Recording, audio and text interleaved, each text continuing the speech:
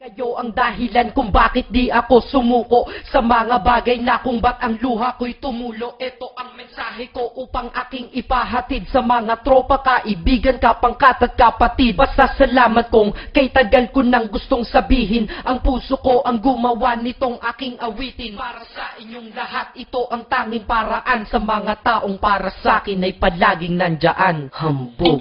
Kayo ang dahilan kung bakit di ako sumuko sa mga bagay na kung ba't ang luha ko'y tumulo. Ito ang mensahe ko upang aking ipahatid sa mga tropa, kaibigan, kapangkat at kapatid. Basta salamat kong kay tagal ko nang gustong sabihin. Ang puso ko ang gumawa nitong aking awitin. Para sa inyong lahat, ito ang tanging paraan. Sa mga taong para sa akin ay palaging nandyan. Upang ako'y mabigyan ng kalakasan ng loob at manatili na nakatayo at di patataob na kahit na anumang pagsubok na nagdadatingan. Di ako takot pagkat alam kong may malalapitan. Pag ako ay mayroong problema na dinadala, akala ko ako'y nag-iisa, ngunit hindi pala. Alam nyo ba kung bakit?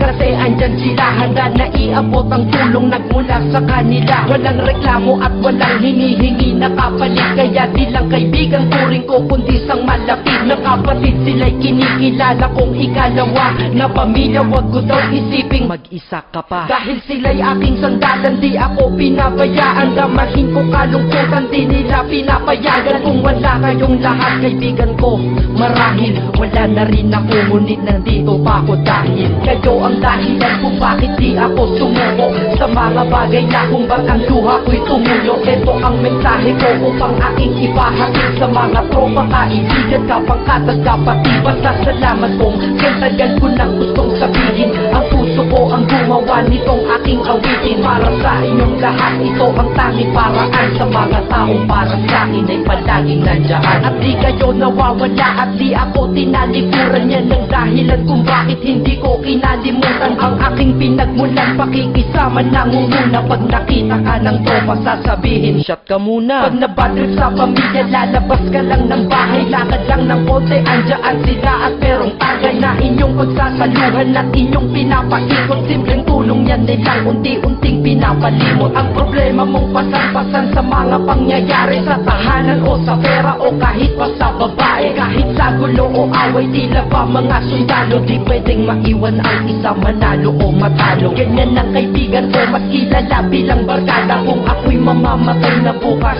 ako'y handa na. At kung may ikalawang mundo o buhay para sa akin, sana magiging tropa ko kayo pa rin. Kayo ang dahilan kung bakit di ako sumuko sa mga bagay na kung ba't ang luha ko'y tumulo. Ito ang mensahe ko upang aking ipahatid sa mga tropa, kaibigan, kapangkat at kapatid. Basta salamat kong kay tagal ko nang gustong sabihin. Ang puso ko ang gumawa nitong aking awitin. Para sa inyong lahat, ito ang tanging paraan. Sa mga taong para sa akin ay palaging nandyan. Kaya ako'y kontento na dahil kayo'y naging parte ng buhay ko. Sa kabutihan nyo, paano ko gagante? Magtatawagan ng mga tropa, kita-kita lang sa kanto. Pagkatapos didiskarte ng pichelyosi at baso. Papaikot ang sombrero para mag-ambag ang tropa. Kahit 20 pwede na, basta lamang makatoma.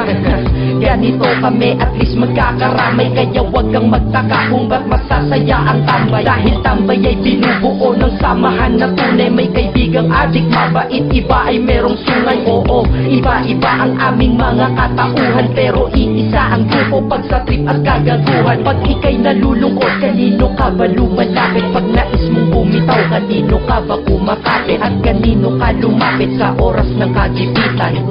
San pa ba?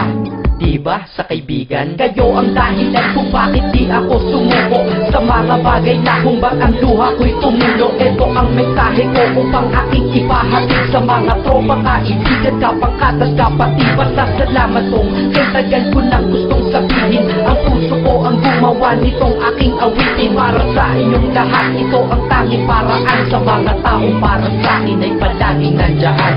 Salamat. Acero Records, Sad Productions, Hambog ng Sad Pro Crew.